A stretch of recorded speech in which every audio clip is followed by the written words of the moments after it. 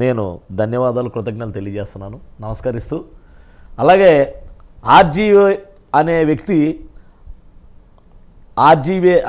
వ్యక్తి ఒక cheater, plus అతను అరెస్ట్ చేయడంలో ఎటువంటి తప్పు లేదు.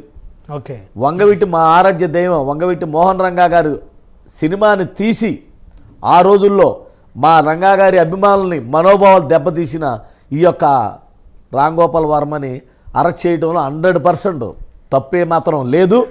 ఎందుకంటే ఆనాడు రంగా గారి సినిమా తీసినప్పుడు మేము ఒకటే చెప్పాం, అతనికి ఇష్టం వచ్చిన వాళ్ళను దేవినేని నెహ్రూ వర్గాన్ని పెద్ద పెట్టేశాడు, మా ఆరాధ్య రంగా గారిని ఒక రౌడీగా చిత్రీకరించాడు. ఆ రోజునే మేము దాన్ని బ్యాన్ చేయమని వ్యతిరేకించాం. రాష్ట్ర వ్యాప్తంగా అన్ని చోట్ల కూడా మేము సందేశాలు ఇవ్వటం, అన్ని థియేటర్ల దగ్గర ఆ సినిమా రిలీజ్ అవ్వకూడదని మేము చాలా ఆందోళన చేయడం జరిగింది. రాష్ట్ర ప్రజలందరూ తెలుసు.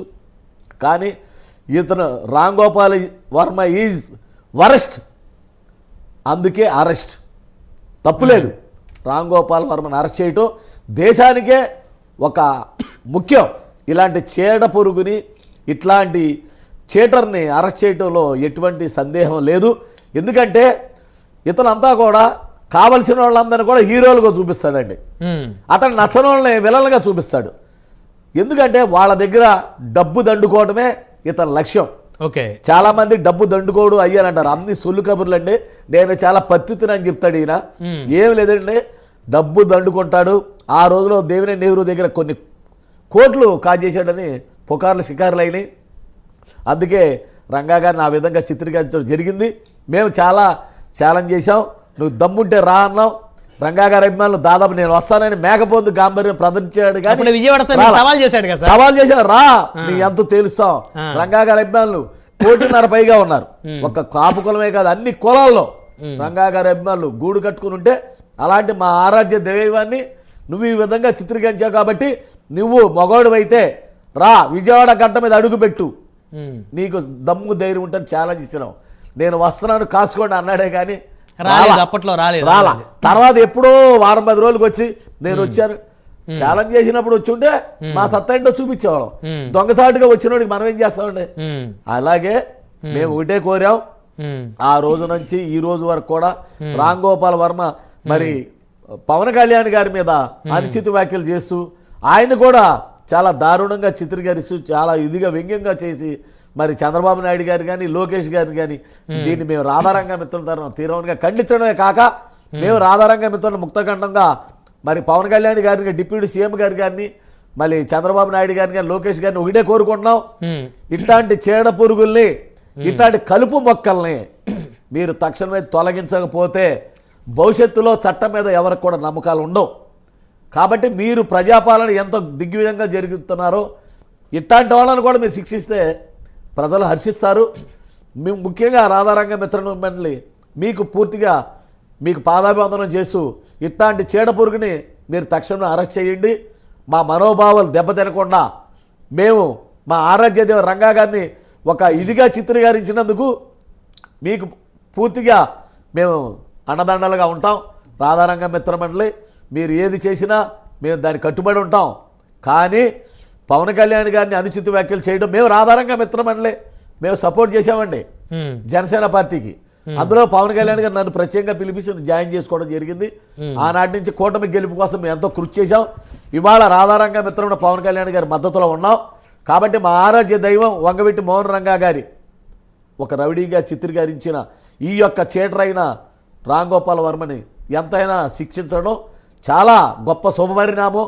ఇప్పుడు చక్రపాణి గారు చెప్పినట్టుగా చట్టం పని ఆయన చేసుకుపోద్దన్నారు. చట్టం పని చేసుకుపోవడమే కాదండి, ఈయన 3rd డిగ్రీ కూడా ఉపయోగించాలి.